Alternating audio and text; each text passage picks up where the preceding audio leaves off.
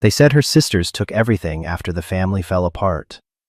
But in their greed, they forgot about the dusty, forgotten machine shop their grandfather had left in her name. What she discovered there wasn't just about reclaiming an inheritance. It was about reclaiming a life. If you've ever felt overlooked or left behind, this story is for you. Hit that subscribe button, because we're going to talk about what it means to build a future from the pieces others discard. The day I turned 18 was the day I ceased to be a problem for the state of Oregon.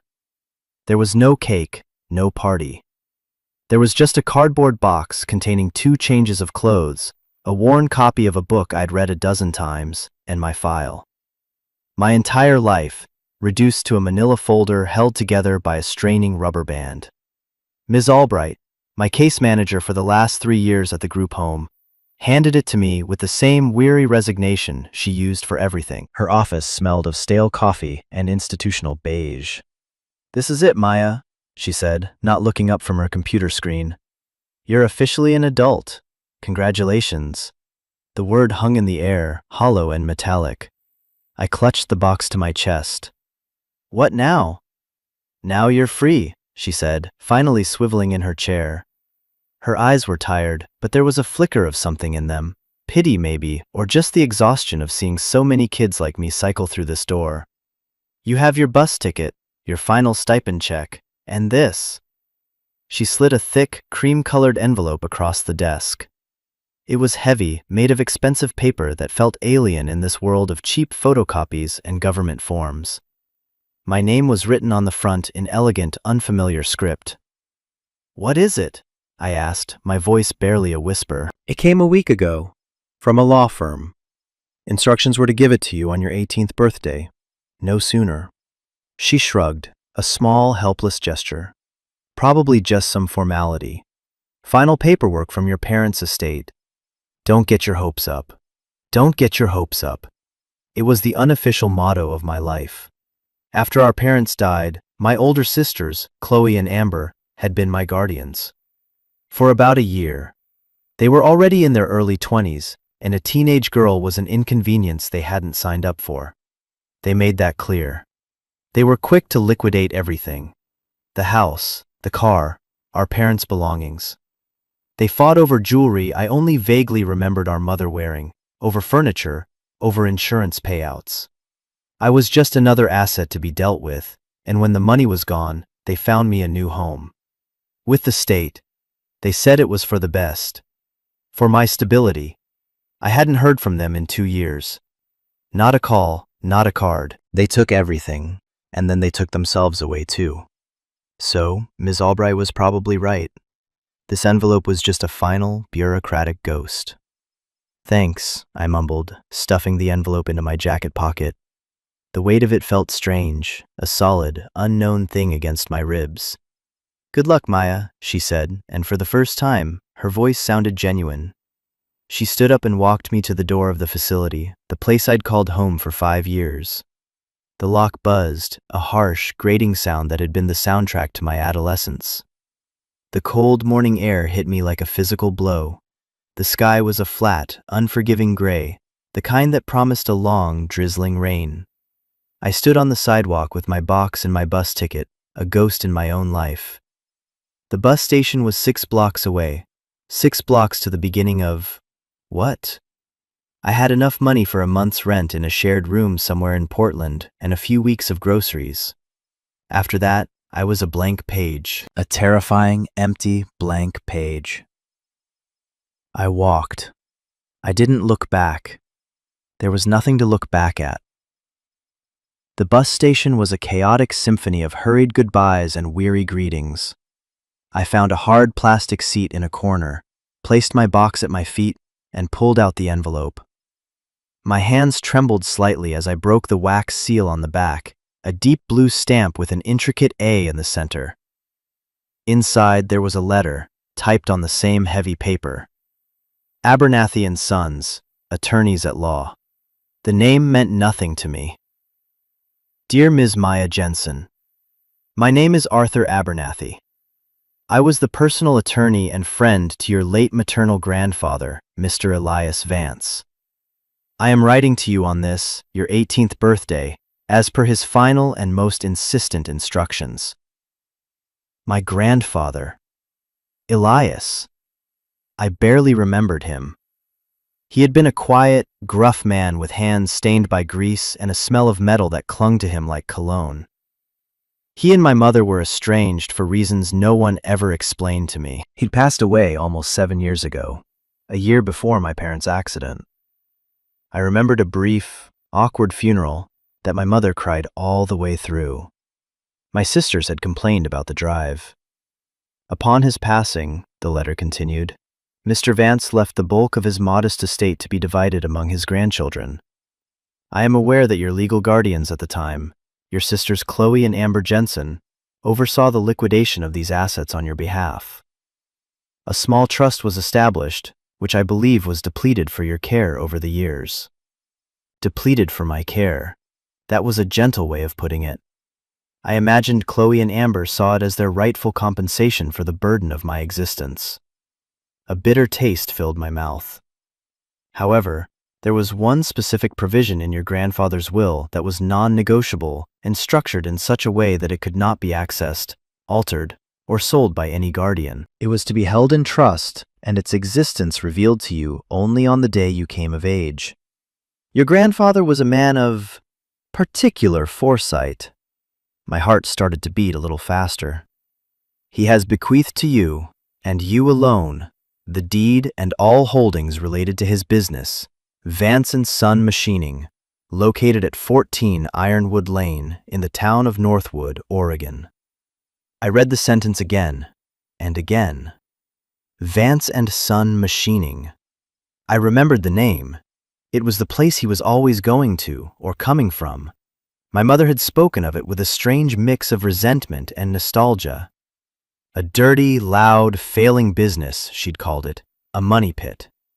The property includes the main workshop, a secondary storage barn, and the half-acre of land upon which they sit. According to the town's recent zoning assessments, the land itself is of some value. The business, I must be frank, has been shuttered since his death and is likely in a state of considerable disrepair. All property taxes have been prepaid from a fund your grandfather established for this exact purpose. They are paid in full for the next 12 months. After that, the financial responsibility will be yours. Enclosed you will find the deed to the property, a key to the main gate, and a cashier's check for $5,000, also from your grandfather's private accounts, which he referred to as seed money. My fingers fumbled inside the envelope. They found a folded, official-looking document, a single, heavy, old-fashioned iron key, and a crisp blue cashier's check. $5,000. It was more money than I had ever seen in one place. It felt like a fortune. It felt like a prank. Your grandfather left a separate, personal letter for you as well.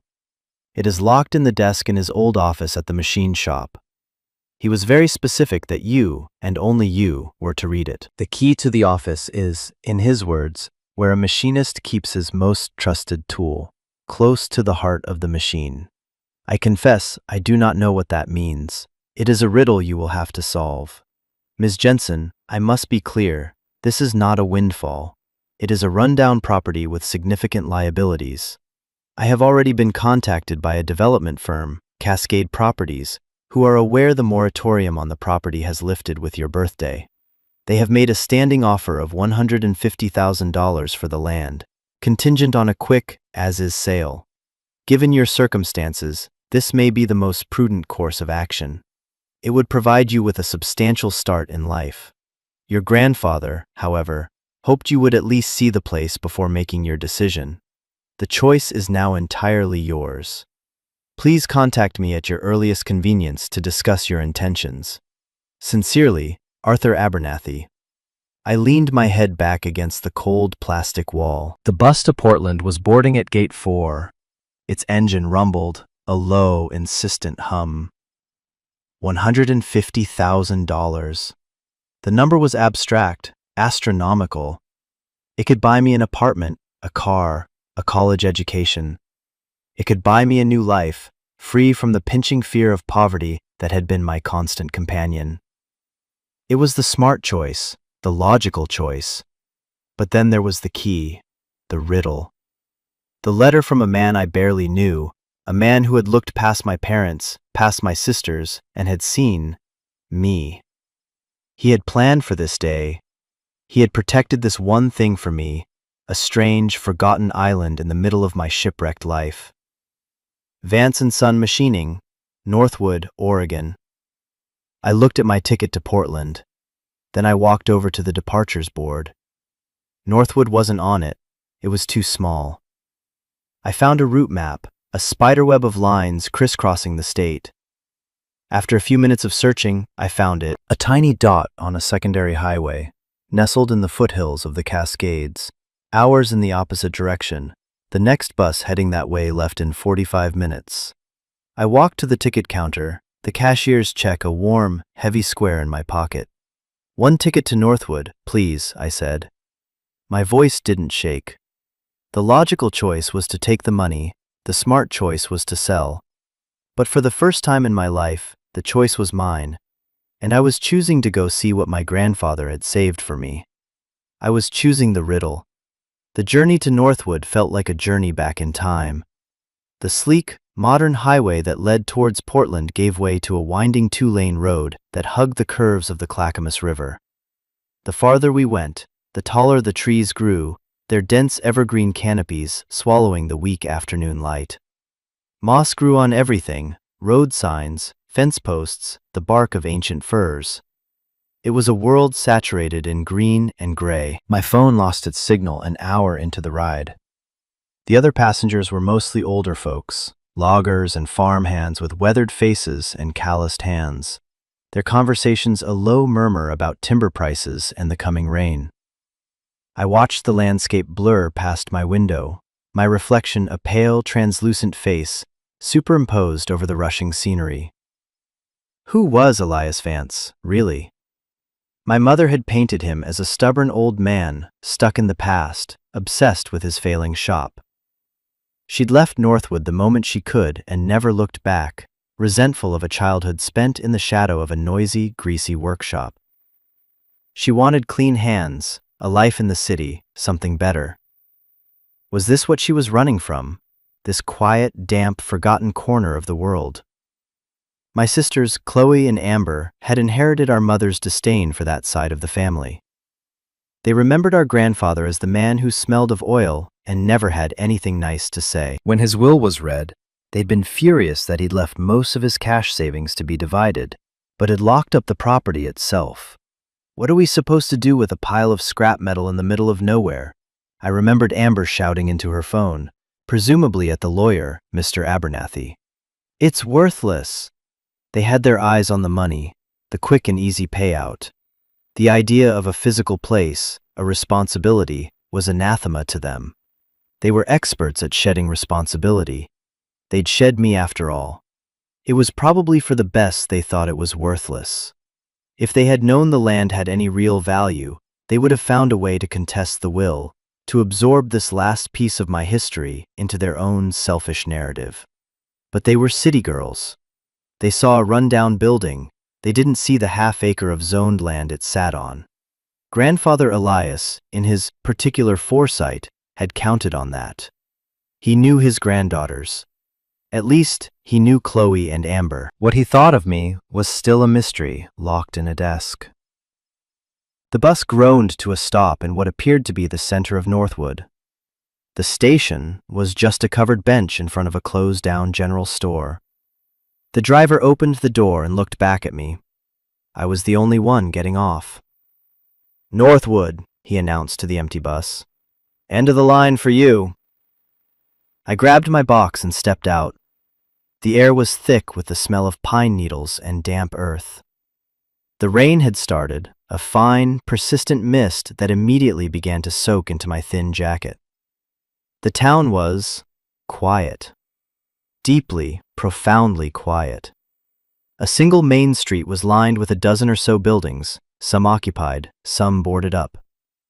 A tavern with a flickering neon sign, a small post office, a grocery store with a hand-painted sign. It felt like a town holding its breath. "Ironwood Lane," the letter said. I asked the bus driver, who was stretching his legs by the side of the road. He pointed with his thumb down a side street. "Down that way, about half a mile. Past the old sawmill. Can't miss it. Big rusty fence." He gave me a curious look. "Not much down that way anymore. You visiting someone?" "Something like that," I said, pulling my collar up against the drizzle. The walk was lonely. The houses grew sparse, replaced by overgrown lots and skeletal remains of old industrial buildings. I passed the sawmill he mentioned, a collapsing giant of rotting wood and rusted machinery, slowly being reclaimed by blackberry vines. The silence was broken only by the crunch of my own footsteps on the gravel shoulder and the steady drip of water from the trees. And then I saw it, a tall chain-link fence topped with barbed wire. The metal was covered in a uniform coat of reddish-brown rust. A huge, padlocked gate blocked the entrance, with a faded sign hanging crookedly from one corner. Vance and Son Machining. The sun was almost completely weathered away, a ghost of a word. This was it, my inheritance. It was worse than I'd imagined. From the gate, I could see the main workshop. It was a long, low building made of corrugated metal, its roof sagging in the middle like a tired old man's shoulders. Every window was caked with years of grime, and several were broken, dark eyes staring out into the rain. Beside it stood the barn, a more traditional wooden structure whose red paint had peeled away to reveal gray, weathered planks. The entire property was choked with weeds, tall grass, and the ever-present blackberry bushes, their thorny tendrils climbing the walls of the buildings as if trying to pull them back into the earth. A wave of despair washed over me. Mr. Abernathy was right. This wasn't a windfall. It was a ruin. The $150,000 offer from the developer suddenly felt very real, very tangible. It was a lifeline. This place was an anchor. But I had come all this way. I had to see it through. I pulled the heavy iron key from my pocket. It felt ancient in my hand. The padlock on the gate was enormous, a solid block of rust. For a moment, I was sure the key wouldn't work. It looked like nothing could open this lock. But I slid the key in. It resisted, gritty with corrosion. I put my shoulder into it, twisting with all my might. There was a horrible screech of protesting metal, a loud, echoing clank, and the lock sprang open. The sound was shockingly loud in the quiet afternoon. It felt like waking something up. I pushed the heavy gate inward. It groaned on its hinges, scraping a rusty arc into the gravel driveway. I stepped inside and pulled it shut behind me, the sound of the latch clicking into place feeling strangely final. I was in. I walked slowly up the drive, my sneakers sinking slightly into the damp gravel. The scale of the place was intimidating. The main workshop was bigger up close, a hulking metal beast. A set of large, rolling bay doors dominated the front, sealed shut. A smaller, single door stood to the side. I tried the handle. Locked. Of course. There were no other keys on the ring Mr. Abernathy had sent. I peered through one of the grimy windows.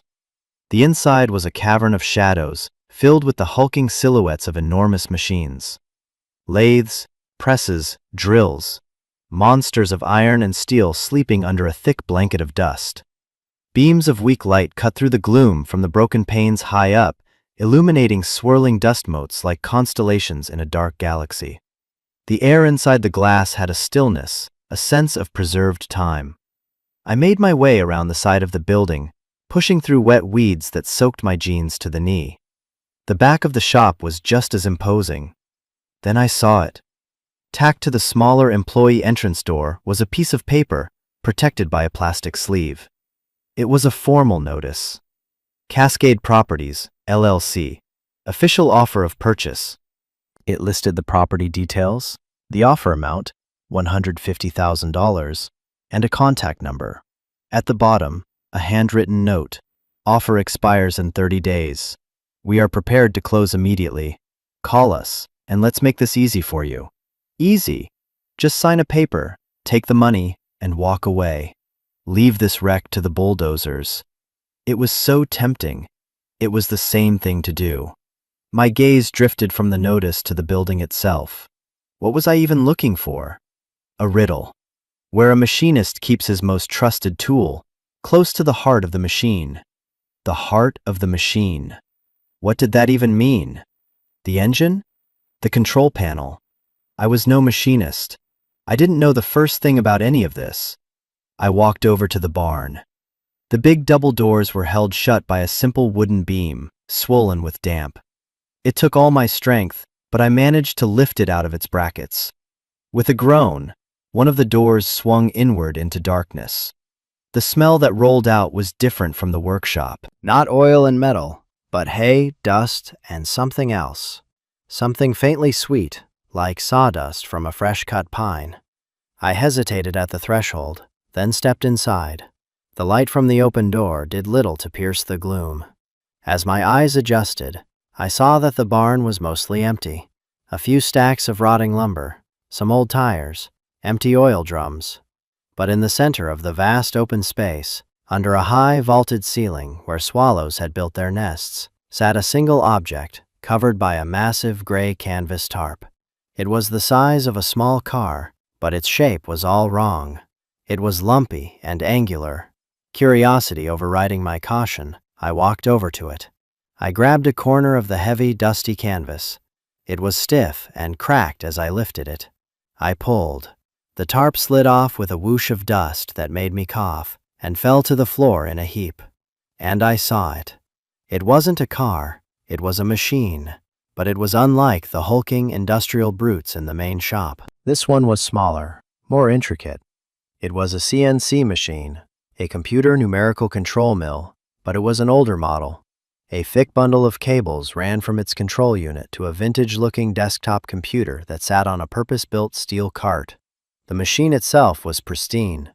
While everything else in this place was surrendering to rust and decay, this machine was clean.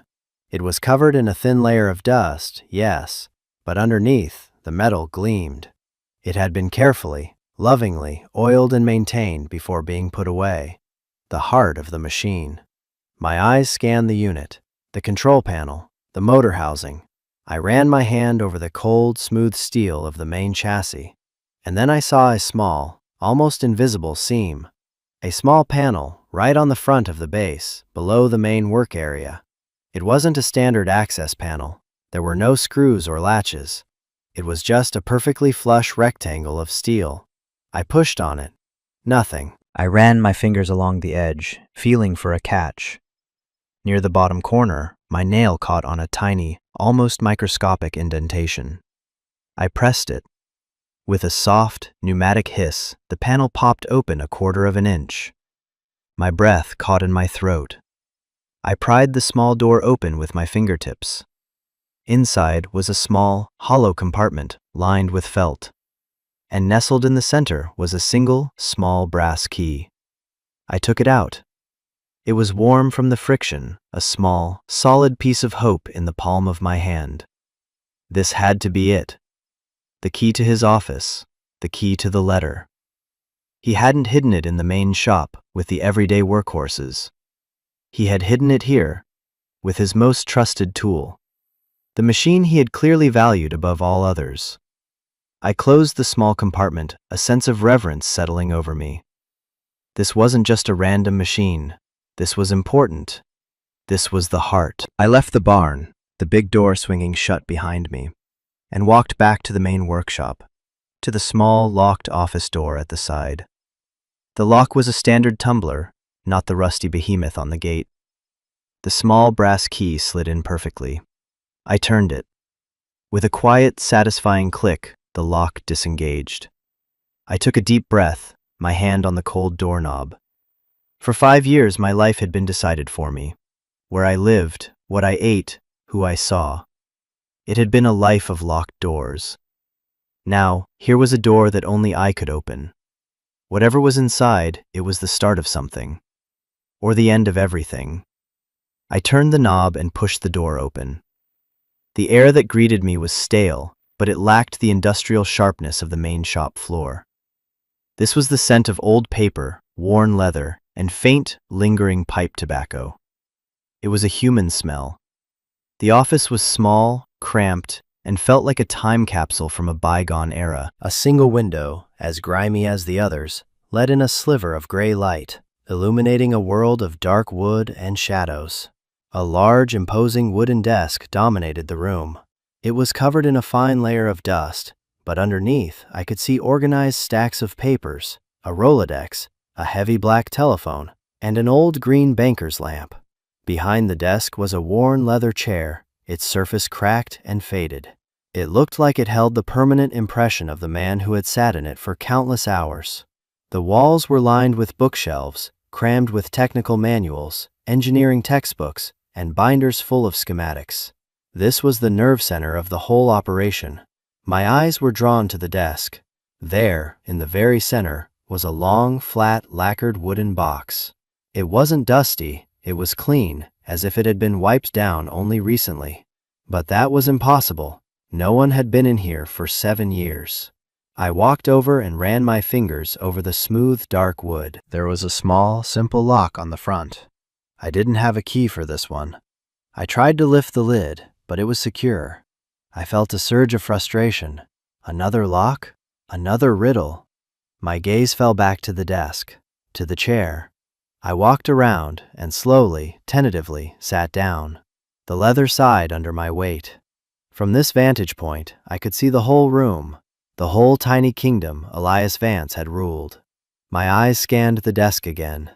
The lamp, the phone, the Rolodex, and a heavy, ornate metal letter opener lying in a groove next to the pen holder. I picked it up. It was solid, beautifully crafted. I looked at the lock on the box. It was small. The tip of the letter opener. It was a long shot. I slid the pointed tip into the keyhole. It was a loose fit. I wiggled it gently, feeling for the tumblers. I had no idea what I was doing, just mimicking scenes from movies. I twisted. Nothing. I jiggled it again, applying a slight upward pressure. There was a tiny click. I held my breath and tried the lid. It lifted.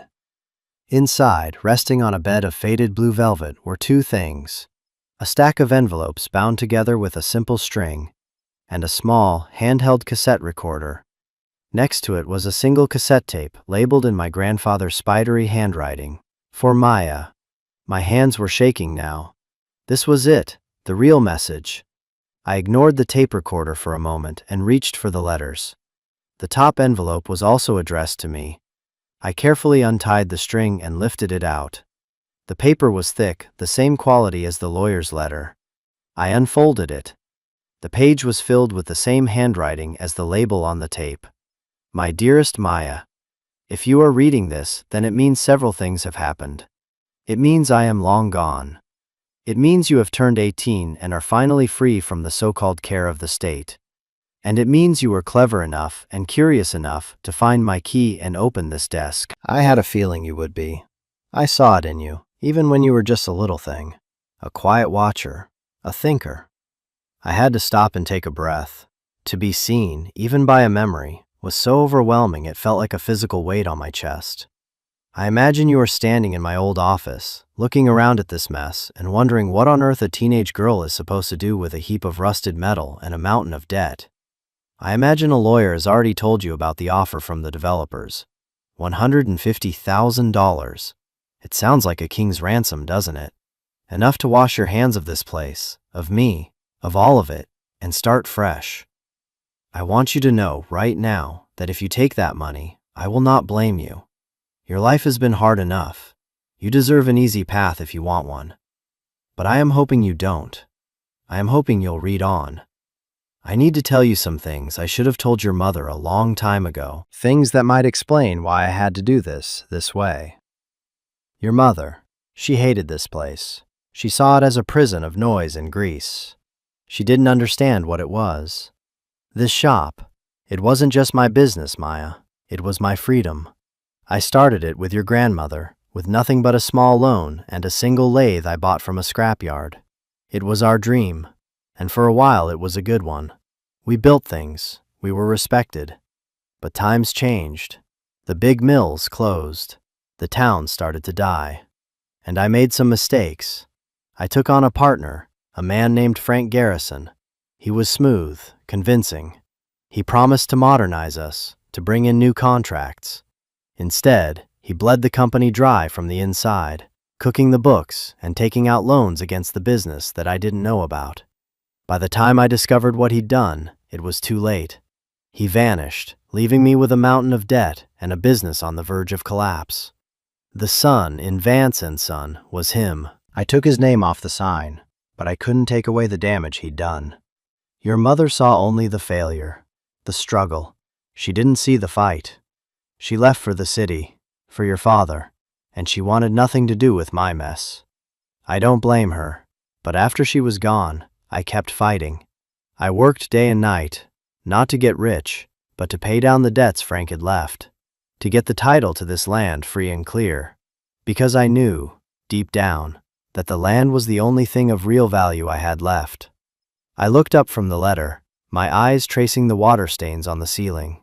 I could almost hear the ghosts of the machines humming, feel the vibration of the work he had poured into this place.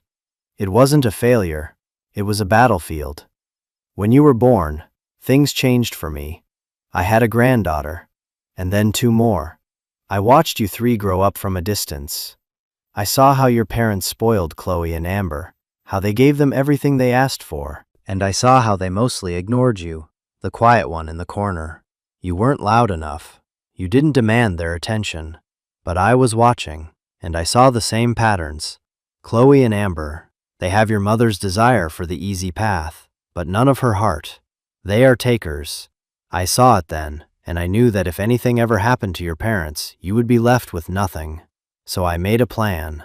I worked with Arthur Abernathy, a good man, to structure my will. I made sure the cash was easy to get to. I knew they would tear through that like wolves. But this place, the shop, I tied it up in legal knots so tight that not even the best lawyer could break them before you turned 18. I made it yours, and yours alone. I abandoned it, let it fall into ruin, so they would see it as worthless. A liability, a pile of scrap metal. It was a sacrifice, letting my life's work rot. But it was the only way I could think of to save something for you. The only way I could give you a choice that wasn't made for you by someone else. Tears were blurring the words on the page. I cried for the grandfather I never got to know. I cried for the little girl who was seen by a man she barely remembered. I cried for the sheer, stubborn love it must have taken to let his own dream die just to protect mine. Now, about the choice. You can take the developer's money. It's a clean break. Or you can have this place. And you're probably thinking, what good is a broken-down shop? But this place isn't what it seems, Maya. The debt I told you about, the one from Frank Garrison, I paid it off. Every last cent. It took me 10 years, but I did it. The title is clean, the land is yours. The machinery, most of it is old, but it's solid, it works. And there's more. I didn't just pay off the debt, I saved. Anything extra I made, any side job, I put it away.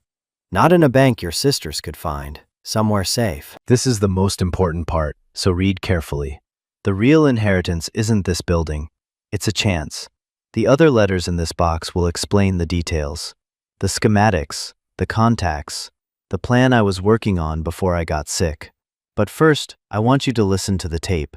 I wanted you to hear my voice. I wanted to tell you this myself. My hand reached for the small cassette recorder. It felt impossibly heavy. I clicked open the compartment and slid the tape inside. My finger hovered over the play button. The silence in the room was absolute, broken only by my own ragged breathing and the gentle patter of rain against the window pane. I was afraid of what I would hear, afraid of the responsibility in his voice, afraid that it would be too much. The developer's offer felt like a siren song. $150,000. Security, freedom, an escape from the ghosts and the rust. All I had to do was make one phone call. I could walk out of this office, leave the key on the desk, and never look back. No one would blame me. He had said so himself. I looked around the office, at the shelves of books, at the worn-out chair, at the faint smell of tobacco that felt like a shadow of the man himself. He hadn't just left me a property. He had left me a story. His story. And he was trusting me with the ending. My thumb pressed down on the play button.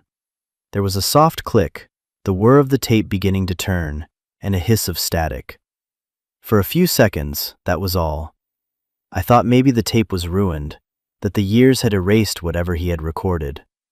Then, through the static, a voice emerged. It was low and raspy, roughened by age and, I suspected, by the pipe tobacco. But it was clear, and it was kind. "Maya," the voice said, and a shiver went down my spine. Hearing my name spoken by him was like feeling a hand on my shoulder from across time. "Maya, I hope you found this all right. I hope the riddle wasn't too much trouble. I always liked puzzles." There was a pause, and I could hear him take a breath, a slight wheeze in his chest. "I'm not much for talking. Better with my hands. But Arthur said this was important, that you needed to hear it from me. He's a good man, Arthur. A little stuffy, but his heart's in the right place. You can trust him." He cleared his throat. "So, the shop. It's a mess, I know. I'm sorry about that. It hurt me to let it go like this, to see the rust creeping in. It felt like a failure. But every time I looked at that rust, I thought of it as camouflage. A way to hide this place in plain sight until you were ready." The weight of his words settled on me. The sheer loneliness of his plan. For 7 years, this place had sat here, a secret waiting for me, while he was gone, and I was adrift in the system. He had orchestrated this entire thing, banking on a future he would never see, for a granddaughter he barely knew. "That developer, Cascade Properties," his recorded voice continued. "They've been sniffing around for years. This whole valley. They want to turn it into luxury cabins and weekend getaways for city folks. They want to tear down the history and put up something shiny and new. They see this land, right by the river, and they see dollar signs. They don't see the shop. They don't see the work. They don't see the soul of it. And they'll lowball you. That 150, that's their starting offer. The land alone is worth twice that, maybe more if it's rezoned commercial. They think you're just some kid who will be desperate for cash. Don't let them fool you into thinking they're doing you a favor." A cold anger started to burn in my chest. He was right. The handwritten note, "Let's make this easy for you," wasn't an offer of help. It was a predatory tactic. They saw me as an easy mark. "But this isn't about the money, Maya. Not really. It's about a choice. Your mother, she ran from this life. And it broke my heart.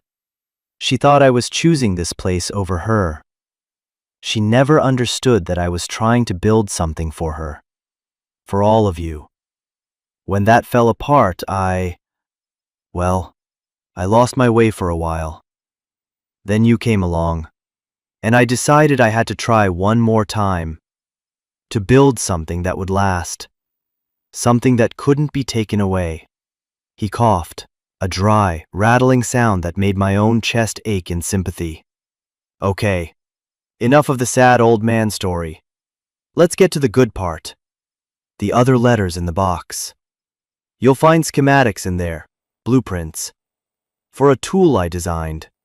A specialized gear hobber. It's for cutting precision gears for restoration work. Old cars, antique clocks, that kind of thing. It's a niche market, but it's a loyal one, and the margins are good. The CNC machine in the barn, that's the heart of it. I built it myself. It's calibrated to make the components for the hobber. It's the key to the whole plan." My mind raced back to the pristine machine under the tarp, the one he had called his most trusted tool. It wasn't just a machine. It was a mother machine, the one that could build the others. "Now, the money," he said, his voice dropping a little, conspiratorially. "I told you I saved. I didn't trust the banks, not after what Frank did. So I converted it to something more solid. Go to the main workshop. The big Monarch lathe, the one by the west wall. It's the oldest thing in here, weighs about 6 tons. Solid iron. No one's moving that thing without a crane. On the tailstock, there's a grease fitting. It's a dummy. Unscrew it. Inside, you'll find the real inheritance. There was a long pause on the tape. I could hear the faint sound of rain, which meant he must have recorded it on a day just like this one. "It's not a fortune, Maya," he said finally, his voice softer now, full of a weariness that felt ancient. "But it's enough. Enough to get the power back on, enough to buy the raw materials, enough to live on for a year while you figure things out, enough to tell that developer to go to hell if that's what you want to do. It's seed money, your seed money.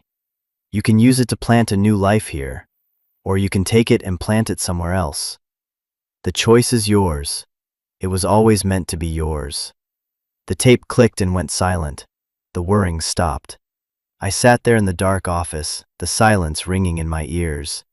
My mind was reeling. A plan, a hidden machine, a secret stash of money. It was like something out of a novel. But the dusty office was real. The heavy key in my pocket was real. The raspy voice on the tape was real. This was my crisis point. The crossroads he had so carefully constructed for me. On one path was a check for $150,000, maybe more if I haggled, and a clean, simple, easy exit. A new life, unburdened by the past, by rust and responsibility. On the other path was this: a decaying building, a cryptic set of blueprints, and a ghost's last-ditch hope. It was a path of immense work, of uncertainty, of fighting against developers and my own inexperience. It was the harder path, by far. For a moment, the easy path was all I could see. I could be on a bus out of this dying town by morning. I could find an apartment in a city where no one knew my name or my story. I could be anonymous and safe. For my entire life, I had craved safety, stability. The system had given me a version of it, but it was a cold, sterile safety that came at the cost of freedom. The money was a different kind of safety, a warm, empowering kind. But then I thought of my grandfather, alone in this shop, meticulously cleaning and oiling a single machine, while he let the rest of his world crumble around it. I thought of him unscrewing a grease fitting and carefully packing away his savings, a little at a time, betting it all on a future he'd never see. He hadn't just left me money or a building, he had left me his trust. He had looked at the quiet girl in the corner and trusted her to be strong enough, smart enough, brave enough. He trusted me to understand that some things are worth more than their sale price. My sisters had taken the easy path. They had liquidated our past for cash. They saw our family home as a dollar amount, our parents' belongings as items to be appraised.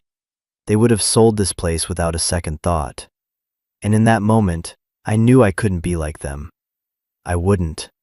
My decision settled over me not like a lightning strike, but like a slow, deep breath. It was a quiet certainty that filled the empty spaces inside me. I stood up from the desk. I didn't have a plan. I didn't know how to run a machine shop. I didn't know the first thing about fighting a development company. But I knew I was going to try. I walked out of the office and into the vast cathedral-like space of the main workshop. The air was cold, and the silence was absolute. The hulking shapes of the machines seemed to watch me, ancient metal beasts waiting for a command. My eyes scanned the room, looking for the west wall, and there it was, the Monarch lathe. It was a monster, a true relic of the industrial age, painted a faded seafoam green. It was so big it felt like part of the building's foundation. I walked toward it, my footsteps echoing in the cavernous space. I found the tailstock, the part of the machine that supported the far end of the workpiece. It was covered in a thick layer of grime and hardened grease. I ran my hand along it, searching for the grease fitting. I found a half-dozen of them, small metal nipples for attaching a grease gun. I tried to unscrew the first one with my fingers. It wouldn't budge. The second was the same. They were all frozen solid with age and neglect. Then I saw it. One fitting, slightly cleaner than the others, It was tucked away on the underside, almost out of sight. The dummy. I gripped it tight. It felt different, not as gritty. I twisted. It turned. My heart hammered against my ribs. It spun freely, and after a few rotations, it came loose in my hand. Behind it was a dark, threaded hole. I peered inside. I couldn't see anything. I stuck my pinky finger in. It touched something soft, like cloth. I hooked my finger around it and pulled. A small, tightly rolled canvas pouch emerged. It was heavy for its size, and it clinked softly as I drew it out. My hands were trembling so badly I could barely untie the leather cord wrapped around it. I loosened the knot and unrolled the pouch onto the dusty concrete floor. It wasn't cash. It was gold. Dozens of small, 1-ounce gold coins, each stamped with an American eagle. They gleamed in the dim light, a pool of impossible, breathtaking wealth on the dirty floor. I had no idea what gold was worth, but I knew this was a lot of money. More than enough. He had converted his savings into something timeless, something that held its value outside of any bank or system, something solid. I sank to my knees, tears streaming down my face, mixing with the dust on my cheeks. I wasn't crying from sadness anymore. It was relief. It was gratitude. It was the staggering, overwhelming weight of the faith this man had placed in me. He had given me the tools, the plan, and the means. He had given me everything I needed to fight. I carefully gathered the coins, rolling them back into their canvas pouch and tying it securely. I tucked it deep into the inside pocket of my jacket, the weight of it a solid, reassuring presence against my chest. Then I stood up and looked around the shop again. It no longer looked like a ruin. It looked like a promise. It was covered in dust and rust and neglect, but the bones were good. The machines were solid. The soul of the place was still here, waiting. My first move was practical. I walked back to the office and found the old Rolodex on the desk. I flipped through the cards, the plastic sleeves crackling with age. I was looking for one name. Abernathy. Arthur. I found it. His office number was listed in my grandfather's neat script. I pulled out my cell phone. It still had no signal, of course. But the old black telephone on the desk, it was an analog landline. Maybe, just maybe, it still worked. The account was likely long dead, but the physical line might still be connected. I picked up the heavy receiver and, to my astonishment, I heard a dial tone. Faint and crackly, but it was there. My grandfather had probably paid the basic line rental fee, along with the taxes. Another small detail in a grand, meticulous plan. My fingers, clumsy with adrenaline, dialed the number. It rang twice, then a calm, professional voice answered. Abernathy & Sons, how may I direct your call? I'd like to speak with Mr. Arthur Abernathy, please, I said, my own voice sounding surprisingly steady. My name is Maya Jensen. There was a brief pause. One moment, Ms. Jensen. A few seconds later, a different voice came on the line. It was older, more measured. Ms. Jensen? This is Arthur Abernathy. I must admit, I'm surprised to hear from you so soon. Did you receive the package? Yes, sir, I did, I said. I'm calling from my grandfather's office, at the shop. Another pause, this one longer. I could almost hear the gears turning in his head. You're in Northwood. You went there?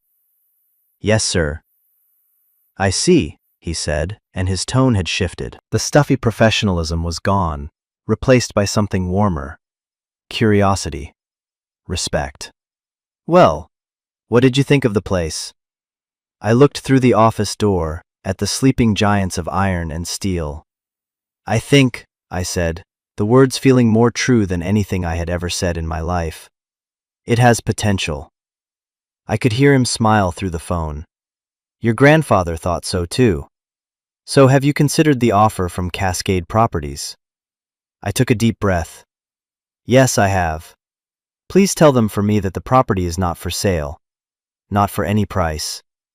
This time, the silence on the other end of the line was one of pure, unadulterated shock. Finally, he let out a low whistle. Maya, are you sure about this? This is a significant undertaking. You're 18 years old. I'm sure, I said, cutting him off gently. My grandfather left me a choice. I'm making it. He would be very, very proud, Mr. Abernathy said, his voice thick with emotion. Very well. I will inform Cascade Properties of your decision. Be prepared. They won't be happy.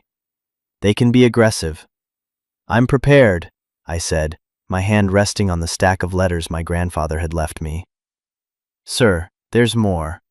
My grandfather, he left instructions, a plan, and he left funding. I'm going to need your help. My help?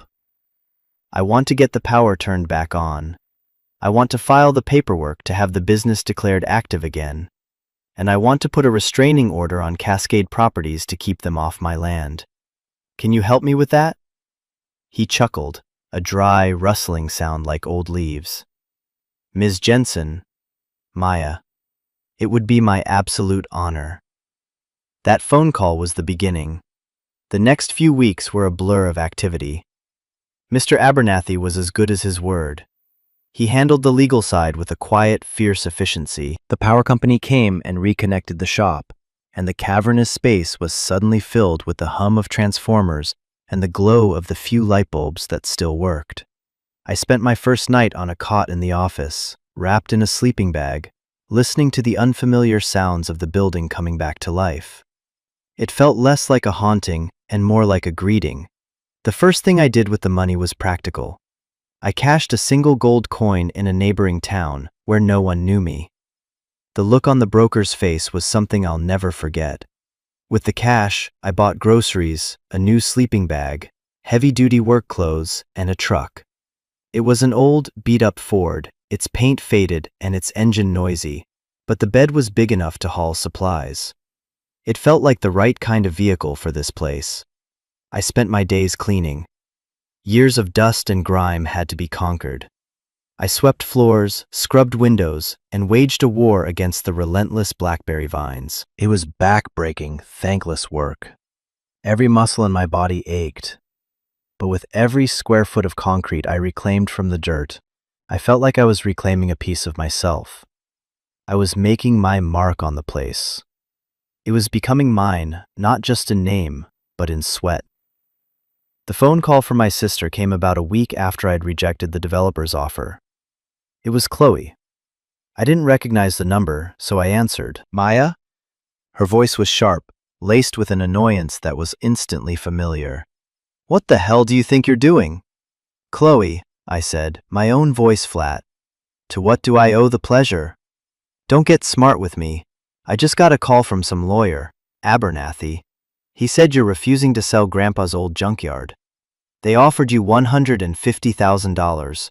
Are you insane? It's my property, Chloe. I decided not to sell. Your property, she scoffed. It's a pile of worthless junk. We could have used that money. Amber and I. We looked after you. We had expenses. That money belongs to the family. You stopped being my family the day you dropped me at the group home and never looked back, I said, the words coming out colder and harder than I intended. The will was clear. The shop is mine. The decision is mine. You ungrateful little brat, she hissed. You'll regret this. That place is a money pit. It'll bury you. When you come crawling back, don't expect any help from us. I won't, I said, and I hung up. My hand was shaking, but I felt a strange sense of calm. The threat was empty. She had no power over me anymore. The Chloe I remembered was a terrifying figure, an authority who held my entire world in her hands. The Chloe on the phone was just a bitter, greedy woman, angry that she'd overlooked a winning lottery ticket. My grandfather had seen it. He had known this call was coming, in one form or another, and he had given me the strength to withstand it. With the legal protections in place and the initial cleaning done, I turned my attention to the letters. I spent my evenings in the office, under the glow of the banker's lamp, poring over my grandfather's plans. The schematics for the gearhopper were complex, a beautiful and intricate dance of lines and numbers. I didn't understand most of it, but he had left more than just blueprints. He had left a curriculum. The other letters were instructions. Start with this book, Machinery's Handbook, 28th edition. Read chapters 4 and 5. They cover basic lathe operation.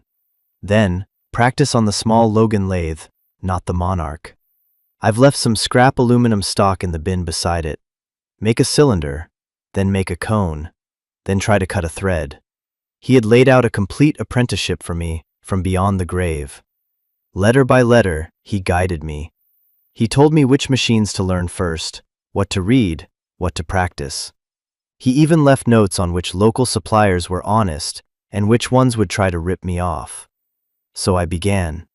I found the 28th edition of the Machinery's Handbook on the shelf. It was as thick as a Bible and twice as dense. I read. I took notes. And then, with my heart in my throat, I turned on the small Logan lathe. The hum of the electric motor filled the shop. It was terrifying and exhilarating. My first attempts were clumsy, laughable. I ruined piece after piece of aluminum, but slowly, painstakingly, I learned. I learned the feel of the controls, the sound of the cutting tool biting into metal, the smell of the cutting fluid. I learned to make a cylinder. I learned to make a cone. And after a week of trying, I cut my first perfect thread. I held the small, gleaming piece of metal in my hand, its spiral grooves catching the light, and I felt a surge of pride so fierce it almost brought me to my knees. I had made something. With my own 2 hands, I had transformed a raw piece of stock into something precise and useful. I wasn't just cleaning my grandfather's shop anymore. I was learning his trade. I was continuing his work. The town of Northwood, which had at first seemed so quiet and empty, slowly began to reveal itself to me. The owner of the grocery store, a woman named Sarah with kind eyes and a quick smile, started asking about the shop. The old man who ran the gas station, Hank, who had known my grandfather, would stop by my fence and just watch me work, a thoughtful expression on his face. One afternoon, Hank pulled up in his old pickup while I was struggling to replace a rotten board on the barn wall. Elias was a stubborn mule, he said, leaning against the fence. He wasn't asking a question. So I'm learning, I said, wiping sweat from my forehead. Heard you told Cascade Properties to shove off, he said, a grin spreading across his weathered face. Good for you. We've been fighting those vultures for years. They bought up the old sawmill land. They're just waiting to swallow the rest of the valley. Well, they're not getting this piece, I said. He nodded, looking at the half-repaired barn. You need a hand with that? You're never going to get that beam seated by yourself. I hesitated. My instinct, honed by years of self-reliance, was to say no. But I looked at the heavy beam, and then at his surprisingly strong-looking arms. Yeah, I said. I'd appreciate that. That was another beginning. Hank started coming by a couple of times a week. He didn't say much, but he'd help me with heavy lifting, or point out a tool I was using wrong, or just share a thermos of coffee with me while we sat on the tailgate of his truck. He told me stories about my grandfather, about the town in its heyday. He helped me see the place not as a ruin, but as a living history. Through Hank, I met others. A retired electrician who helped me rewire the main breaker panel in exchange for a promise of some custom parts once I was up and running. A young woman who ran a small organic farm down the road, who would trade me fresh vegetables for help fixing her irrigation pump. A small, quiet community began to form around me, a network of support built on mutual respect and a shared desire to keep Northwood from becoming another ghost town. Months turned into a year. The shop was transformed. The windows were replaced. The roof was patched. The floors were clean. The machines, one by one, were being brought back to life. I had followed my grandfather's curriculum to the letter. I could operate the lathe, the mill, the drill press. I was still clumsy, still learning, but I was a machinist. The CNC machine in the barn was the last piece of the puzzle. It was my final exam. Following his notes, I booted up the old computer. The screen flickered to life, a green-on-black DOS prompt. I loaded the program he had written. And then, I started machining the components for the gear hopper. It took me weeks. I worked with a focus I didn't know I possessed, my hands steady, my mind clear. The day I assembled the final piece of the hopper, I felt my grandfather's presence in the shop more strongly than ever. It was a beautiful machine, smaller than I'd imagined, but intricate and perfect. A testament to his genius and his faith in me. My first official job was a small one. Hank knew a guy in Portland who restored vintage motorcycles. He needed a specific, obsolete gear for a 1940s Indian Chief. No one made it anymore. I spent a week doing the calculations, setting up the hopper and making the cut. When it was finished, I held it in my hand. A perfect, hardened steel gear. I mailed it to the client. A few days later, a check arrived in the mail for $500. And a note. Perfect work. Don't suppose you could make a set for a Henderson K? I taped the check to the wall above my grandfather's desk. It wasn't the money, it was the proof.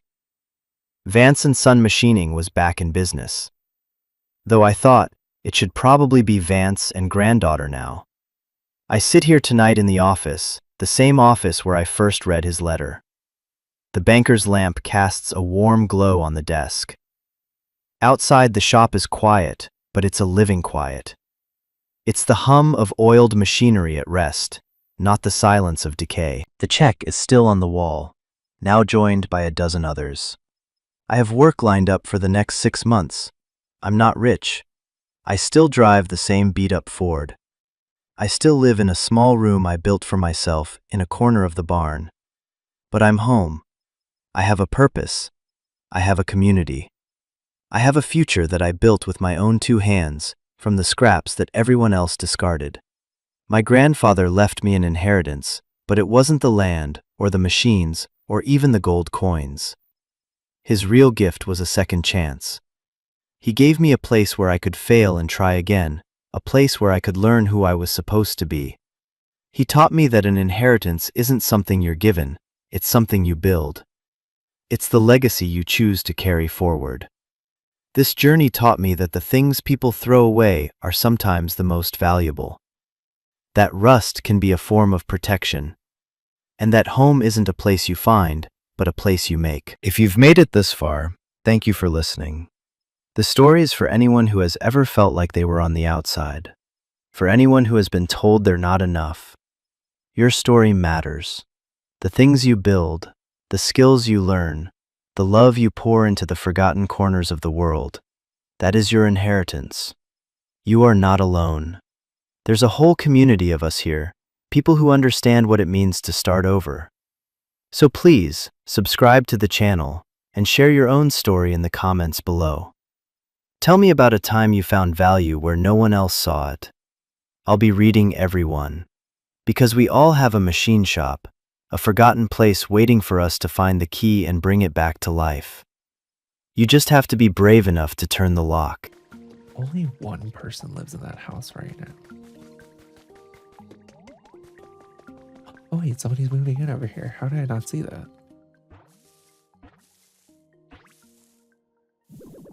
So winds and waves might influence you to try and give them another shot then? Yeah, we'll see, Robbie. Because I feel, here's what I'm afraid of, right? Because the same thing happened with Scarlet and Violet and even Sword and Shield. Like the preview videos were like so cool and everybody was like, wow, it looks great. And then when the game came out, it was just like not done well, you know? And like they had so many like performance issues, the graphics were not as good, like I don't know. It just like wasn't executed well. So hopefully it's as good as it looks.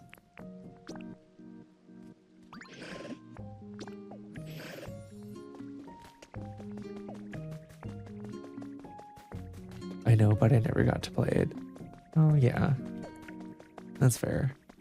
Like it was fine for what it was, but like I don't know, it's crazy to me when a game on a console runs worse and like is less interesting than something on like a handheld, you know? I refuse to buy Switch One terrible specs. Yeah, the specs were really bad, Ash. But you could get a Switch 2 and they like up the performance on all the Switch 1 games, so which is crazy to me that they didn't do that from the start. That's like actually insane.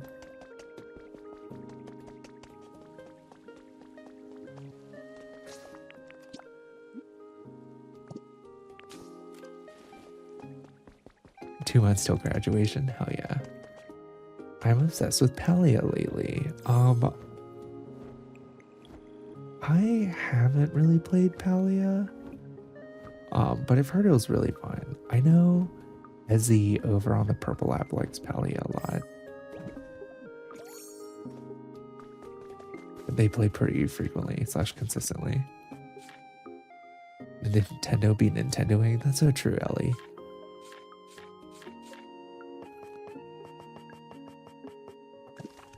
We don't have anything to craft with over here. My husband and I found Palia pretty fun for a good minute there. Oh, interesting. I feel like it would be fun. Palia is the best cozy game ever and it's free. Interesting. Nelly says, I wish they'd bring back Nintendogs. That would be great.